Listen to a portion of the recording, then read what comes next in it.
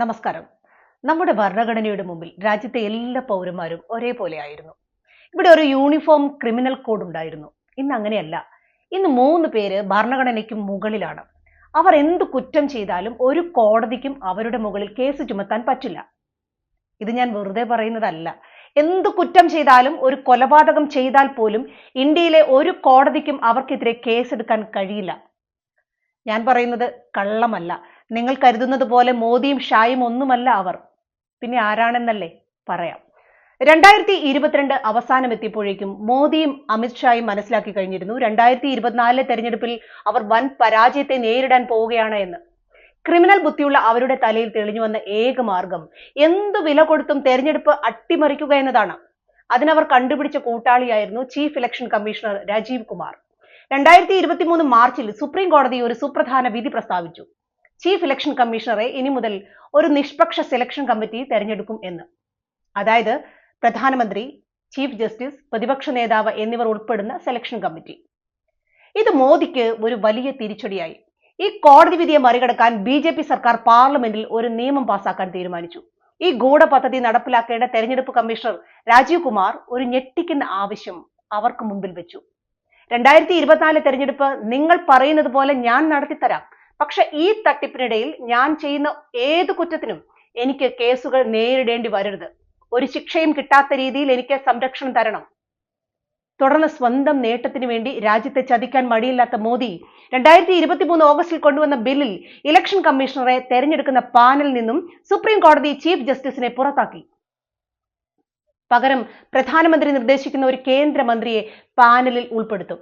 അതായത് പ്രതിപക്ഷ നേതാവിനെ വെറും ഡമ്മിയാക്കി മോദി നിയമിച്ച ഒരു മന്ത്രിയും കൂടി തെരഞ്ഞെടുപ്പ് കമ്മീഷനെയും നിയന്ത്രിക്കുമെന്ന്. ഞാനും അപ്പനും സുഭദ്രയും ചേർന്ന ഒരു ട്രസ്റ്റ്. ഈ നിയമത്തിനുള്ളിലൂടെ ക്ലോസ് 16 എന്ന ഒരു വ്യവസ്ഥ കൂടി അവർ ഒളിപ്പിച്ചു കടത്തി.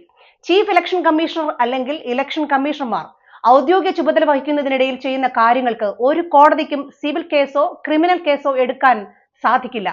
അതായത് അവർ ഒരു ക്രിമിനൽ കേസിൽ ഉൾപ്പെട്ടാൽ പോലും അവർക്കെതിരെ കേസ് ചുമത്താൻ രാജ്യത്തെ ഒരു കോടതിക്കും പറ്റില്ല എന്ന്. 2023 ഡിസംബറിൽ പാർലമെന്റിന്റെ ശീതകാല സമ്മേളനത്തിൽ ബില്ല് ഇരുസഭകളിലും അവതരിപ്പിച്ചു. പാർലമെന്ററി കമ്മിറ്റിക്ക് പോലും വിടാതെ പാസാക്കാനായി വോട്ടിനിട്ട ബില്ലിനെ പ്രതിപക്ഷം ശക്തമായി എതിർത്തു. പക്ഷേ ലോക്സഭാ സ്പീക്കർ ഓം ബിർളയും രാജ്യസഭാ സ്പീക്കർ ഉപരാഷ്ട്രപതി ജഗ്ദീപ് ധൻഖറും കൂടി പ്രതിഷേധമുയർത്തിയ 141 പ്രതിപക്ഷ എംപിമാരെ ഒറ്റയടിക്ക് സസ്പെൻഡ് ചെയ്ത് സഭയ്ക്ക് പുറത്തു നിർത്തിക്കൊണ്ട് സർക്കാരിന് വേണ്ടി പുതിയ ബിൽ പാസാക്കി കൊടുത്തു. അങ്ങനെ ചരിത്രത്തിൽ ആദ്യമായി നിയമത്തിന് മുൻപിൽ എല്ലാവരും തുല്യരായ ഇന്ത്യ രാജ്യത്ത് ഇലക്ഷൻ കമ്മീഷണർമാർക്ക് പൂർണ്ണമായ ക്രിമിനൽ ഇമ്മ്യൂണിറ്റി ലഭിച്ചു. ഒരു ആഴ്ചക്കുള്ളിൽ തന്നെ രാഷ്ട്രപതിയുടെ ഒപ്പോടെ അത് നിയമമായി മാറി. അത്രയ്ക്ക് ധൃതി പിടിച്ചെടുത്ത ഭീതിപ്പെടുത്തുന്ന ഒരു അട്ടിമറി പ്ലാനിംഗ്. 2024 ജാനുവരി 2 ജനാധിപത്യത്തിന്റെ കടക്കൽ കത്തിവെക്കുന്ന ആ നിയമം ഗസറ്റിൽ പ്രസിദ്ധീകരിച്ചു. തുടർന്ന് 2024 മാർച്ചിൽ ഇലക്ഷൻ കമ്മീഷണർമാരിൽ ഒരാളായ അരുൺ ഗോയൽ തന്റെ കൺമുമ്പിൽ നടക്കുന്ന ക്രിമിനൽ തട്ടിപ്പുകൾക്ക് കൂട്ടുനിൽക്കാനാകാതെ രാജിവെച്ചു. ഉടൻ തന്നെ മോദി തന്റെ 2 ഡമ്മികളെ കമ്മീഷണർ പദവിയിലേക്ക് നിയമിച്ചു.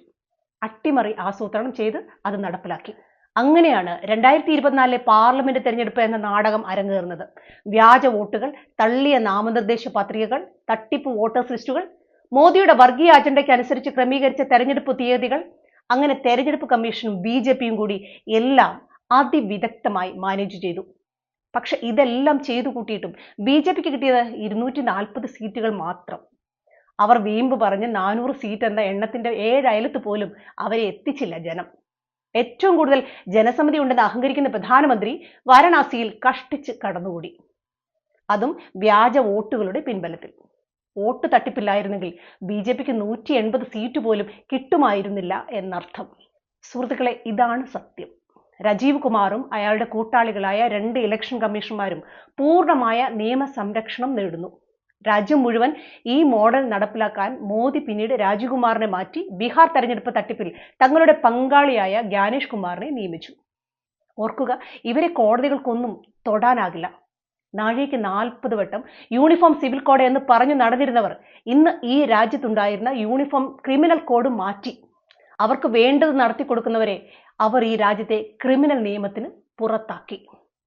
പക്ഷെ ഇന്ത്യൻ ജനാധിപത്യത്തെ ഇല്ലാതാക്കാൻ കച്ചകെട്ടി ഇറങ്ങിയിരിക്കുന്ന ഈ ക്രിമിനൽ സംഘം ഒന്നോർക്കണം. ഈ തട്ടിക്കൂട്ട് നിയമം അവരെ ജനങ്ങൾ വിധിക്കുന്ന ശിക്ഷയിൽ നിന്ന് എല്ലാ കാലവും സംരക്ഷിക്കാൻ പോകുന്നില്ല എന്ന്.